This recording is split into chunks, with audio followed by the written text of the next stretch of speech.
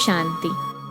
आज 30 नवंबर 2024 की बाबा की साकार मुरली है। मुरली के महावाक्य हैं, मीठे बच्चे, सन शोज फादर, मनमत को छोड़ श्रीमत पर चलो, तब बाप का शो कर सकेंगे। प्रश्न है, किन बच्चों की रक्षा बाप जरूर करते ही हैं? उत्तर है, जो बच्चे सच्चे हैं उनकी रक्षा जरूर होती है। अगर रक्षा नहीं होती है तो अंदर में ज़रूर कोई न कोई झूठ होगा। पढ़ाई मिस करना, संशय में आना, माना अंदर में कुछ न कुछ झूठ है, उन्हें माया अंगुरी मार देती है। दूसरा प्रश्न है, किन बच्चों के लिए माया चुंबक है? उत्तर है, जो माया की खूबसूरती की तरफ आकर्षित हो जाते हैं उनके लिए माया चुंबक है। श्रीमत पर चलने वाले बच्चे आकर्षित नहीं होंगे। ओम शांति। रूहानी बाप बेट रूहानी बच्चों को समझाते हैं, यह तो बच्चों ने निश्चय किया है। रूहानी बाप हम रूहानी बच्चों को पढ़ाते हैं, जिसके लिए ही गायन है। आत्माएं परमात्मा अलग रहे बहुकाल, मूल वतन में अलग नहीं रहते हैं, वहाँ तो सब इकट्ठे रहते हैं। अलग रहते हैं तो ज़रूर आत्माएं वहाँ से बिछुड़ती हैं, आकर के अपना अपना पाठ बजाती हैं। सतो प्रधान से उतरते उतरते तमो प्रधान बनते हैं। बुलाते हैं, पतित पावन आकर हमको पावन बनाओ। बाप भी कहते हैं, हम हर 5000 वर्ष के बाद आते हैं। यह सृष्टि का चक्र ही 5000 वर्ष का है।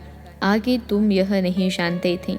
शिव बाबा समझाते हैं तो ज़रूर कोई तन द्वारा समझाएंगे, ऊपर से कोई आवाज़ तो नहीं करते हैं। शक्ति व प्रेरणा आदि की कोई बात नहीं।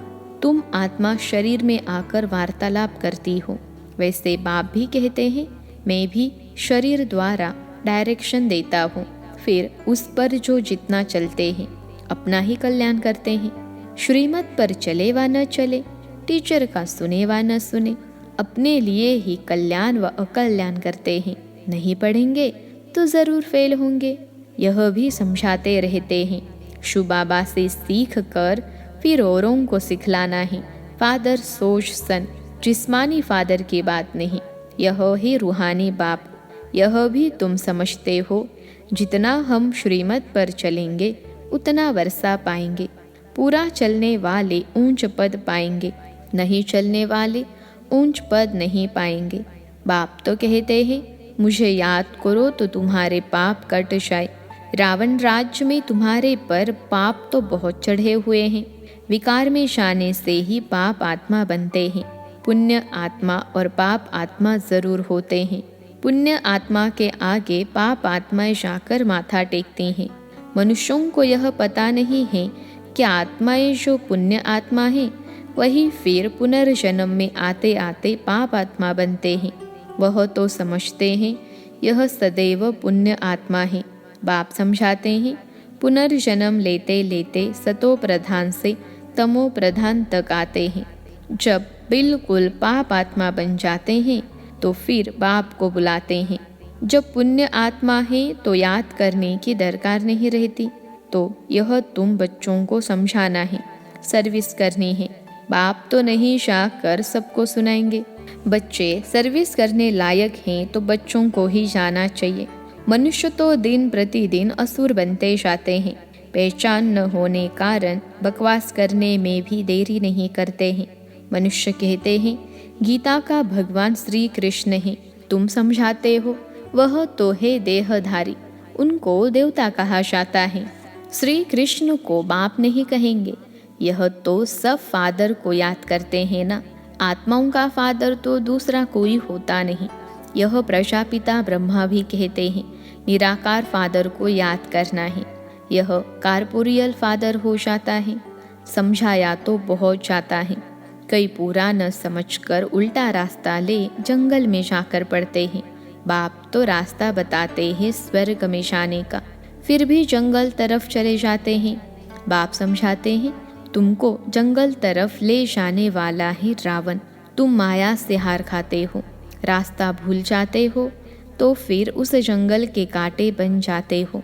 वह फिर स्वर्ग में देरी से आएंगे। यहाँ तुम आए ही हो स्वर्ग में जाने का पुरुषार्थ करने, त्रेता को भी स्वर्ग नहीं कहेंगे। 25% कम हुआ ना। तुम यहाँ आए ही हो, पुरानी दुनिया छोड़ नई दुनिया में जाने। त्रेता को नई दुनिया नहीं कहेंगे। नापास वहाँ चले जाते हैं, क्योंकि रास्ता ठीक पकड़ते नहीं, नीचे ऊपर होते रहते हैं। तुम महसूस करते हो जो याद होनी चाहिए वह नहीं रहती। स्वर्गवासी जो बनते हैं उनको कहेंगे अच्छे पास। त्रेता वाले नापास गिने जाते हैं। तुम नरकवासी से स्वर्गवासी बनते हो, नहीं तो फिर नापास कहा जाता है। उस पढ़ाई में तो फिर दोबारा पढ़ते हैं, इसमें दूसरा वर्ष पढ़ने की तो बात नहीं। जन्म जन्मांतर कल्प कल्पांतर वही इम्तहान पास करते हैं जो कल्प पहले किया है। इस ड्रामा के राज को अच्छी रीति समझना चाहिए। कई समझते हैं हम चल नहीं सकते हैं, बूढ़ा है तो उनको हाथ से पकड़कर चलाओ तो चलेंगे, नहीं तो गिर पड़ेंगे। परंतु तकदीर में नहीं है तो कितना भी जोर देते फूल बनाने का, परंतु बनते नहीं। अक भी फूल होता है, यह काटे तो चुभते हैं। बाप कितना समझाते हैं। कल तुम जिस शिव की पूजा करते थे वह आज तुमको बढ़ा रहे हैं। हर बात में पुरुषार्थ के लिए ही जोर दिया जाता है, देखा जाता है। माया अच्छे अच्छे फूलों को नीचे गिरा देती हैं, हड़गुड़ तोड़ देती हैं, जिसको फिर ट्रेटर कहा जाता है। जो एक राजधानी छोड़ दूसरे में चला जाता है उसको ट्रेटर कहा जाता है। बाप भी कहते हैं मेरे बनकर फिर माया का बन जाते हैं तो उनको भी ट्रेटर कहा जाता है। उनकी चलन ही ऐसी हो जाती है। अब बाप माया से छुड़ाने आए हैं। बच्चे कहते हैं माया बड़ी दुष्टर है, अपनी तरफ बहुत खींच लेती हैं। माया जैसे चुंबक है, इस समय चुंबक का रूप धारण करती हैं। कितनी खूबसूरती दुनिया में बढ़ गई है। आगे यह बाइस्कोप आदि थोड़े ही थे, यह सब 100 वर्ष में निकले हैं। बाबा तो अनुभवी है ना, तो बच्चों को यह ड्रामा के गुह्य राज को अच्छी रीति समझना चाहिए। हर एक बात एक्यूरेट नोंधी हुई है। 100 वर्ष से यह जैसे बहिष्ठ बन गया है अपोजिशन के लिए, तो समझा जाता है अब स्वर्ग और ही जल्दी होना है। साइंस भी बहुत काम में आती है। यह तो बहुत सुख देने वाली भी है ना। वह सुख स्थायी हो जाए उसके लिए इस पुरानी दुनिया का विनाश भी होना है। सतयुग के सुख ही है भारत के भाग्य में, वह तो आते ही बाद में है। जब भक्ति मार्ग शुरू होता है, जब भारतवासी गिरते हैं तब दूसरे धर्म वाले नंबरवार आते हैं। भारत गिरते गिरते एकदम पट पर आ जाता है, फिर चढ़ना है। यहाँ भी चढ़ते हैं फिर गिरते हैं। कितना गिरते हैं बात मत पूछो। कोई तो मानते ही नहीं कि बाबा हमको पढ़ाते हैं। अच्छे अच्छे सर्विसेबल जिनकी बाप महिमा करते हैं वह भी माया के चंबे में आ जाते हैं। कुश्ती होती है ना, माया भी ऐसे लड़ती है, एकदम पूरा गिरा देती है। आगे चल तुम बच्चों को मालूम पड़ता जाएगा। माया एकदम पूरा सुला देती है। फिर भी बाप कहते हैं एक बार ज्ञान सुना है तो स्वर्ग में ज़रूर आएंगे, बाकी पद तो नहीं पा सकेंगे ना। कल्प पहले जिसने जो पुरुषार्थ किया है वह पुरुषार्थ करते करते गिरे हैं, ऐसे ही अब भी गिरते और चढ़ते हैं। हार और जीत होती है ना, सारा मदार बच्चों का याद पर है। बच्चों को यह अखूट खजाना मिलता है, वह तो कितना लाखों का देवाला मारते हैं। कोई लाखों का धनवान बनते हैं, सो भी एक जन्म में। दूसरे जन्म में थोड़े ही इतना धन रहेगा। कर्म भोग भी बहुत हैं, वहाँ स्वर्ग में तो कर्म भोग की बात होती नहीं। इस समय तुम 21 जन्मों के लिए कितना जमा करते हो। जो पूरा पुरुषार्थ करते हैं पूरा स्वर्ग का वर्षा पाते हैं। बुद्धि में रहना चाहिए, हम बरोबर स्वर्ग का वर्षा पाते हैं। यह ख्याल नहीं करना है कि फिर नीचे गिरेंगे। यह सबसे जास्ती गिरे अब फिर चढ़ना ही है। ऑटोमेटिकली पुरुषार्थ भी होता रहता है। बाप समझाते हैं देखो माया कितनी प्रबल है, मनुष्यों में कितना अज्ञान भर गया है। अज्ञान के कारण बाप को भी सर्वव्यापी कह देते हैं। भारत कितना फर्स्ट क्लास था, तुम समझते हो। हम ऐसे थे, अब फिर बन रहे हैं। इन देवताओं की कितनी महिमा है, परंतु कोई जानते नहीं है। तुम बच्चों के सिवाय तुम ही जानते हो। बेहद का बाप ज्ञान सागर आकर हमको पढ़ाते हैं, फिर भी माया बहुतों को संशय में ला देती है। झूठ कपट छोड़ते नहीं। तब बाप कहते हैं, सच्चा सच्चा अपना चार्ट लिखो, परंतु देह अभिमान के कारण सच नहीं बताते हैं, तो वह भी विकर्म बन जाता है। सच बताना चाहिए ना, नहीं तो बहुत सज़ा खानी पड़ती है। गर्भ जेल में भी बहुत सज़ा मिलती है। कहते हैं तोबा तोबा, हम फिर ऐसा काम नहीं करेंगे। जैसे किसको मार मिलती है तो भी ऐसे माफ़ी मांगते हैं, सज़ा मिलने पर भी ऐसे करते हैं। अभी तुम बच्चे समझते हो माया का राज्य कब से शुरू हुआ है। पाप करते रहते हैं, बाप देखते हैं यह इतना मीठे मीठे मुलायम नहीं बनते हैं। बाप कितना मुलायम बच्चे मिसल हो चलते हैं, क्योंकि ड्रामा पर चलते रहते हैं। कहेंगे जो हुआ ड्रामा की भावी, समझाते भी हैं कि आगे फिर ऐसा न हो। यह बाप दादा दोनों इकट्ठे हैं ना। दादा की मत अपनी, ईश्वर की मत अपनी है। समझना चाहिए कि यह मत कौन देता है, यह भी बाप तो है ना। बाप की तो माननी चाहिए, बाबा तो बड़ा बाबा है ना। इसलिए बाबा कहते हैं ऐसे ही समझो। शुभ बाबा समझाते हैं, नहीं समझेंगे तो पद भी नहीं पाएंगे।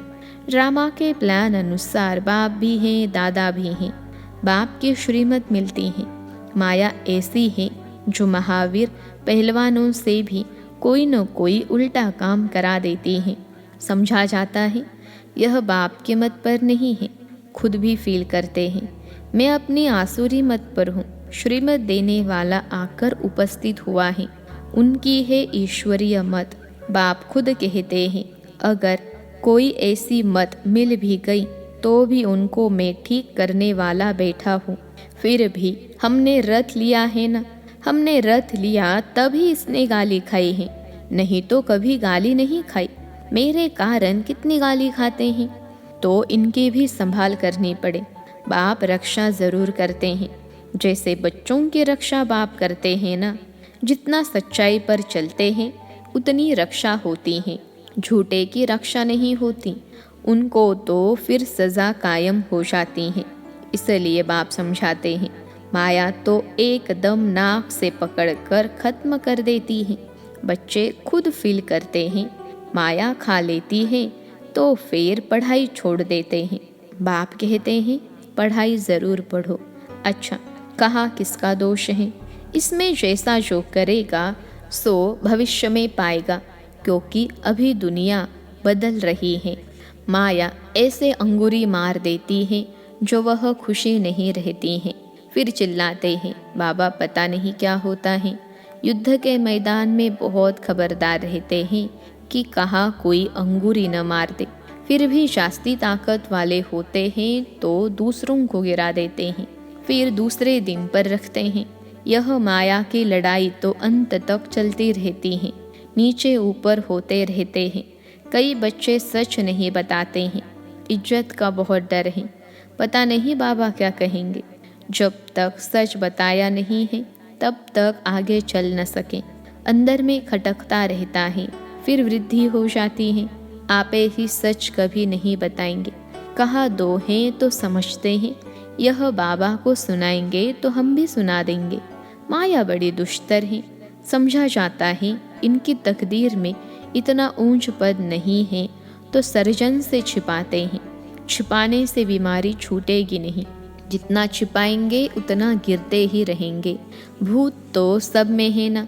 जब तक कर्मातीत अवस्था नहीं बनी तब तक क्रिमिनल आई भी छोड़ती नहीं है। सबसे बड़ा दुश्मन है काम। कई गिर पड़ते हैं, बाबा तो बार बार समझाते हैं शिव बाबा के सिवाय कोई देहधारी को याद नहीं करना है। कई तो ऐसे पक्के हैं जो कभी किसके याद में नहीं आएगा। पतिव्रता स्त्री होती है ना, उनकी कुबुद्धि नहीं होती है। अच्छा, मीठे मीठे सिखलते बच्चों प्रति माता पिता बाप दादा का याद प्यार और गुड मॉर्निंग। रूहानी बाप की रूहानी बच्चों को नमस्ते। हम रूहानी बच्चों की सिखलते रूहानी माता पिता बाप दादा को याद प्यार, गुड मॉर्निंग और नमस्ते बाबा नमस्ते। धारणा के लिए मुख्य सार। पहली पॉइंट है, हमें पढ़ाने वाला स्वयं ज्ञान का सागर बेहद का बाप है। इसमें कभी संशय नहीं लाना है। झूठ कपट छोड़ अपना सच्चा सच्चा चार्ट रखना है। देह अभिमान में आकर कभी ट्रेटर नहीं बनना है। दूसरी पॉइंट है, ड्रामा को बुद्धि में रख बाप समान बहुत बहुत मीठा मुलायम यानी नम्र बनकर रहना है। अपना अहंकार नहीं दिखाना है। अपनी मत छोड़ एक बाप की श्रेष्ठ मत पर चलना है। आज का वरदान है, एक बाप के लव में लवलीन हो, मंजिल पर पहुंचने वाले सर्व आकर्षण मुक्त भव। एक बाप के लव में लवलीन हो, मंजिल पर पहुंचने वाले सर्व आकर्षण मुक्त भव। विश्लेषण है, बाप दादा बच्चों को अपने स्नेह और सहयोग की गोदी में बिठाकर मंजिल पर ले जा रहे हैं। यह मार्ग मेहनत का नहीं है, लेकिन जब हाईवे के बजाय गलियों में चले जाते हो या मंजिल के निशाने से आगे बढ़ जाते हो तो लौटने की मेहनत करनी पड़ती है। मेहनत से बचने का साधन है, एक की मोहब्बत में रहो। एक बाप के लव में लीन होकर हर कार्य करो तो और कुछ दिखाई नहीं देगा। सर्व आकर्षणों से मुक्त हो जाएंगे। आज का स्लोगन है, अपनी खुश नसीबी का अनुभव चेहरे और चलन से कराओ। अपनी खुश नसीबी का अनुभव चेहरे और चलन से कराओ। अच्छा, ओम शांति।